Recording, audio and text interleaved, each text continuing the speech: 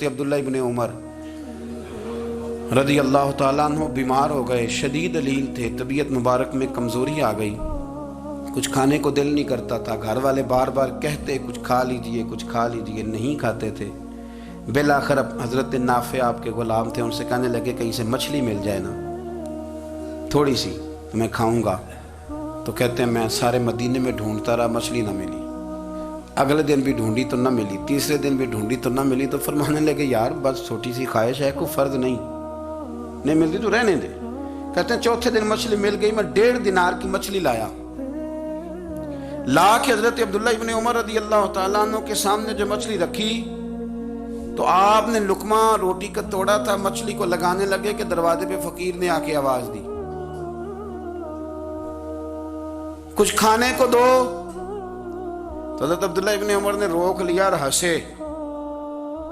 کئی دفعہ ہم بھی دیتے ہیں پر ہمارا چہرہ دیکھنے والا ہوتا ہے، اتنے ہم غصے میں ہوتے ہیں دے دیتے ہیں، لیکن جو چھلوٹیں ہوتی ہیں نا چہرے والی وہ گنی نہیں جاتی۔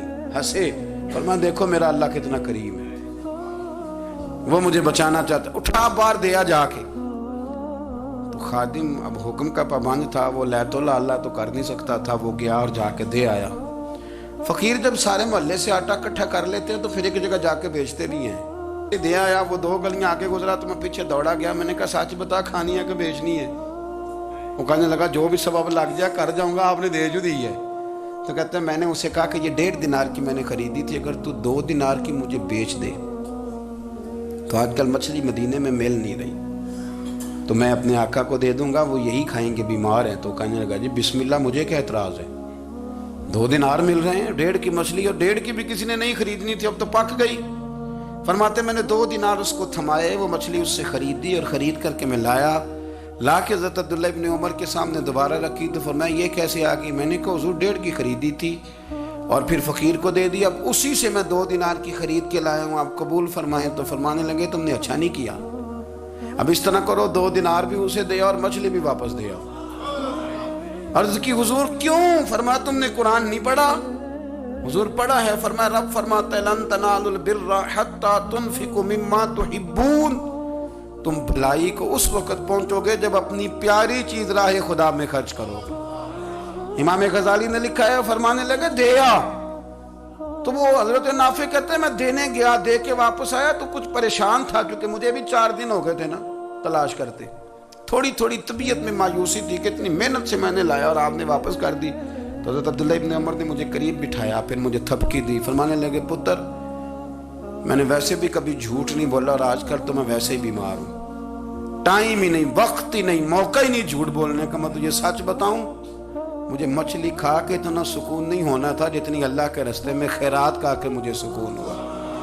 تو تجھے تو میری راحت سے غرض ہے نا کہ مجھے راحت کیسے ہوتی ہے، تو مجھے سکون ملا ہے راہ خدا میں دے، میں نفسانی خواہش پوری کر لیتا تو یہ میرا نفس کل پھر مجھ سے مچھلی مانگتا، پرسوں کہتا نہیں چھوٹے گوشت کی یخنی بھی چاہیے۔ ہم لوگ الجھ گئے ہیں، بہت بڑے قیدی ہیں اپنے آپ کے، بڑے قیدی ہیں، سارا دن اپنی خواہشات کی تکمیل میں بھاگے رہتے ہیں، بڑے بڑے سونے نوجوان، میں ان پہ تنقید نہیں کرتا، مجھے ان پہ ترس آتا ہے، جب میں رات کے اندھیروں میں انہیں ٹیلی فون لے کے چوکوں میں کھڑے دیکھتا ہوں تو مجھے رحم آتا ہے، میں کہتا ہوں دیکھو نفس کی خواہش کے پیچھے یہ کیا مثلاً آخر کیا ہے اس میں، ایک عورت کے پیچھے تباہ کر لیا اپنے آپ کو، یعنی زیادہ سے یہ کوئی مقصود ہے، یہ کوئی مقصد حیات ہے جس کو مقصد بنا لیا ہے؟ میرے عزیز بات کو سمجھ لیں، اتنا خوبصورت آدمی ہے اور اتنا اس کا اونچا قد کاٹ ہے، اور کیا کس کے پیچھے یہ بھاگا ہوا ہے؟ بڑا سمجھدار، دانشور، عقل مند آدمی،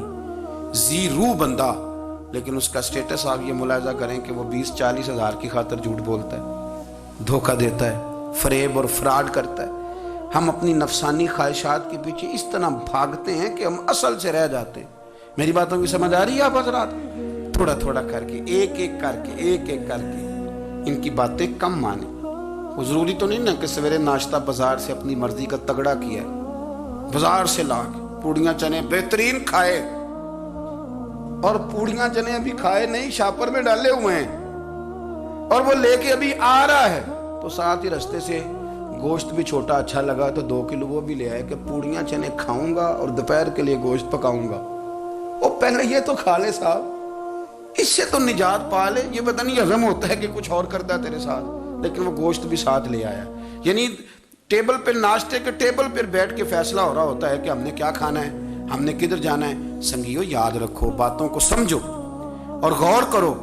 ये थोड़ा थोड़ा करके जब हम छुटकारा हासिल करने की कोशिश करेंगे ना, छुटकारा हासिल करने की, कई जगह से, किसी जगह से अगर आपको तंबी होती है ना, तंबी, उसमें भी बड़ा मजा आता है। उसमें बड़ा, हमारे एक बुजुर्ग थे, तो एक दिन ना मैं गया तो कहने लगे अल्हम्दुलिल्लाह आज मैं बड़े सुकून में हूँ। मैंने कहा जी वो क्या हुआ? कहने लगे मैं अपने आप को बड़ा पीर साहब समझने लग गया था। तो एक वापडा के किसी आदमी से काम था, तो मेरे एक दोस्त ने मुझे कहा कि पीर साहब उसको टेलीफोन कर दें, सुना है आपका अकीदतमंद है। मैंने उस बंदे को टेलीफोन किया तो कहता पीर साहब मैं इज्जत आपकी बड़ी करता हूँ पर यह काम नहीं हो सकता। कहते जब उसने मुझे कहा ना तो कुछ भी नहीं, तो मुझे बड़ा मज़ा आया, वरना मेरा तो नफ्स फूल गया था। मैं तो समझता था कि जो मैं कहता हूँ वैसे ही हो जाता है। कहते उसने थोड़ा सा ना मुझे लेवल में किया है, मुझे मज़ा आया। ये लोग ना अपने ऊपर बोझ डालते थे, ये थोड़ा थोड़ा पीछे हटते थे, ये समझते थे कि इस तरह तो हमारी तकमील रह जाएगी। सुबह से शाम तक अगर इसी नफ्स की बातें मानते जाएंगे तो खराबी करेगा। दौलत का नशा है भाई, दौलत इकट्ठी करने वाला किसी जगह सैर नहीं होता। हुस्न का नशा है, हुस्न का नशा है। हजरत अबू बकर शिबली रहमतुल्लाह अलैह फरमाया करते थे जो तेरी बेटी को खूबसूरत समझ के उसके साथ निकाह करना चाहे उसे बेटी ना देना। हजरत जी क्यों? फरमाया हुस्न तो थोड़े दिन के बाद खत्म हो जाएगा, फिर वो इसकी कदर नहीं करेगा, वो तो कहीं और मुंह मारता फिरेगा। हजरत अबू बकर शिबली रहमतुल्लाह ताला अलैह की बेटी खूबसूरत थी। एक नौजवान कहने लगा मेरा निकाह कर दें। आप फरमाने लगे पुत्र तो 1 महीने के बाद आना, कर दूंगा। बड़ी मोटी ताजी खूबसूरत साहिबजादी। तो हजरत ने उसे दवाई खिलाई, उसे पखाने लग गए। जो पखाना करती एक मटके में संभाल देते। थोड़ा वक्त गुजरा तो वो हड्डियों का पिंजर बन गई। महीने भर में दस्त इतने आए कि कमजोर हो गई। तो अबू बकर शिबली 1 महीने के बाद नौजवान को बुलाया, फरमाया इधर आ तेरा निकाह करूं। बच्ची दिखाई तो वो कमजोर बिस्तर पे पड़ी। फरमाया शादी कर? कहने लगा इससे नहीं मैंने करनी। फरमाया ये वही है? कहने लगा जी नहीं। फरमाया तू तो कहता था मुझे इश्क है, किधर गया तेरा इश्क? कहने लगा हजरत साहब आप कैसी बात कर रहे हैं? फरमाया इधर आ। फिर वो मटका जिसमें गंद रखा था वहां ले गए। फरमाने लगे तेरा इसके साथ इश्क था, ये है तेरा इश्क। फरमाया तो मैं 4 दिन रोटी खिलाऊंगा फिर तंदुरुस्त हो जाएगी। लेकिन मैं देखना चाहता था कि तू मेरी बेटी से प्यार करता है या उसके चेहरे पे आने वाली कुछ वक्त के लिए सुर्खी से प्यार करता है, उस लाली से प्यार करता है जो जवानी के वक्त बच्चों और बच्चियों पे आती है। किस चीज के दिल दादा? यानी क्या मतलब? नफ्स की गुलामी, सरासर गुलामी। और पलट पलट के और बड़े बड़े सियाने बंदे छोटी सी ख्वाहिश के लिए। बड़ा समझदार आदमी, बड़ा सियाना बंदा। मैं एक बड़े बुजुर्ग आलिम थे, मैं एक दफा मिलने गया तो पाए पका रहे थे, खुद पाए पका रहे थे। तो वो बड़े प्यार की बात होती है ना जी।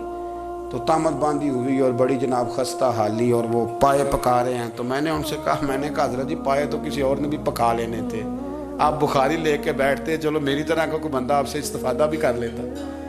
अब पाए आप लाएंगे, फिर पकाएंगे, फिर आप खाएंगे, तो ये तो 24 घंटे आपके इसी काम में गुजर जाएंगे।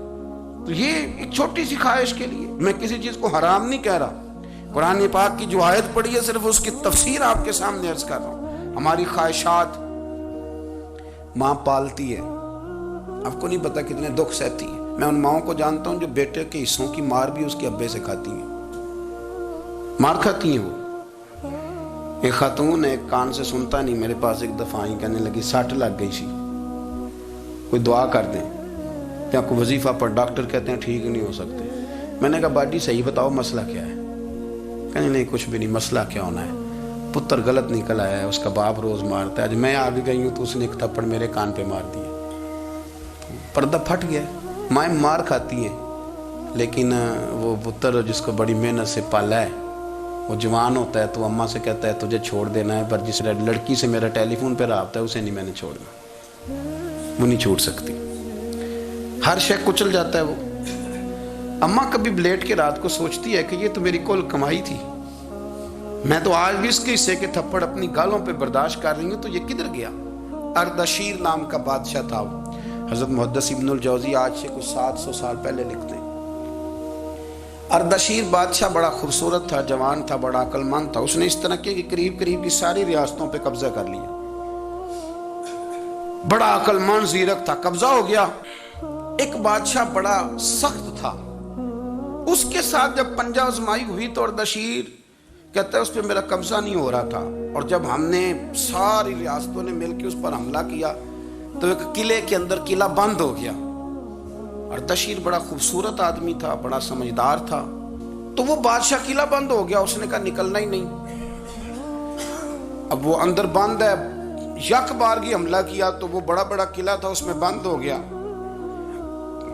اس بادشاہ کی نا جس پر حملہ کیا، اس کی بیٹی اچانک ایک دن قلعے کی دیوار پہ چڑھی تو اردشیر کے حسن و جمال کو دیکھا تو عاشق ہو گئی،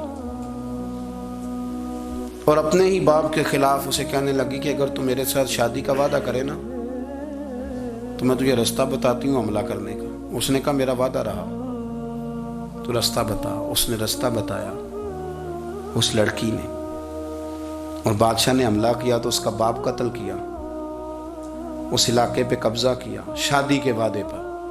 ہاں نفسانی خواہش بندے کو اندھا کر دیتی، نہیں سمجھ آتی اس کو میں کدھر جانا ہے، اندھا کر دیتی۔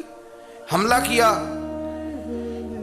اور جب اس لڑکی کو لے کے آیا نا اپنے محل میں، تو پہلے دن شادی کی پہلی رات تھی، تو بستر بچھایا کنیز نے، تو وہ کبھی کروٹ ادھر بدلتی کبھی ادھر بدلتی، تو بادشاہ کہنے لگا کیا ہے؟ کہنے لگی بستر میں کچھ ہے، مجھے تکلیف دے رہی۔ اس نے چراغ جلائے اور جب بستر اٹھایا تو ایک اتنا سا دھاگا نکلا۔ دھاگے سے عموماً تکلیف نہیں ہوتی، تو اس نے کہا تو اتنی نرم و نازک ہے کہ دھاگا؟ کہنے لگی میرا باپ نا میرے ساتھ اتنا پیار کرتا تھا کہ روز میرا بستر بھی خود بچھاتا تھا، اور اس نے آلہ رکھا ہوا تھا، وہ ناپتا تھا کہ کوئی پایا اونچا نیچا تو نہیں، میری بیٹی کا بیلنس سوتے وقت خراب نہ ہو جائے، اور میرے لیے گوشت اور کپڑے بھی خود پسند کر کے لاتا تھا، کھانے پینے کا خود خیال کرتا تھا۔ اردشیر کہنے لگا اچھا وہ اتنا پیار کرتا تھا، اور پھر تو نے اس کے ساتھ کیا کیا؟ کہنے لگا بلاؤ کنیزوں کو بلایا، فرمایا اس کو اٹھاؤ اور جلاد کے پاس لے جاؤ، اسے کہو کہ اس کے بال ایک گھوڑے کے ساتھ باندھے، پیر دوسرے گھوڑے کے ساتھ باندھے، اور ایک گھوڑا ادھر بھگا دے کدھر بھگا دے۔ یہ جس کے باپ نے اتنا پیار کیا، یہ نفس کی اتنی غلام ہے کہ اس کی وفادار نہیں رہی تو میری وفادار کیسے بنے گی؟ جس نے اتنے نازوں سے پالا کہ دھاگا اسے برداشت نہیں۔ او یارو یاد رکھو، اگر نفس کی غلامی کرو اور بڑے بڑے وفاداروں کو چھوڑ کے غلامی کرو تو پھر کہو وفادار مل جائیں۔ کوئی بول اب لڑا نہ بول بیٹھی ہوں دے خصم ناراض بڑ بولیاں دے، کہاں سر کھائے تے بلبل ٹھنڈ پائے۔ بڑے فرق نہیں سجنا بولیاں دے، جڑیاں خصماں دی وچ رضا وسن، بھاگ جاگ جاندے انہاں گولیاں دے۔ آپ ادلیاں نو سردار پین تکے تے شرما والیاں نو چوٹے ڈولیاں دے۔ اپنے نفس کے پیچھے چلو گے تو یہ تباہی ہے۔ جب ہم نے کسی سے وفا نہیں کی تو یہ کیا امید ہوئی کہ دنیا ہم سے وفا کرے گی؟ اللہ رسول کی مرضی کے مطابق اصول پسند زندگی بنائیں، ایک ایک کر کے اپنی خواہشات سے پیچھے ہٹیں، تھوڑے پہ گزارا کرنا سیکھیں، اپنے نفس کو سمجھائیں۔ ضروری نہیں کہ روٹی ہر وقت مزے کے لیے کھائی جائے، کبھی کمر سیدھی کرنے کے لیے خشک روٹی بھی کھا کے دیکھو، کبھی سادہ کھانا اس پہ بھی اکتفا کرو، کبھی تھوڑا کھر کے اچھے طریقے سے سادے کمرے میں بھی اللہ کو یاد کر کے دیکھو۔ نفس کے پیچھے نہ بھاگیے گا، تباہی کرے گا۔ رب کریم سمجھنے کی توفیق رفیق عطا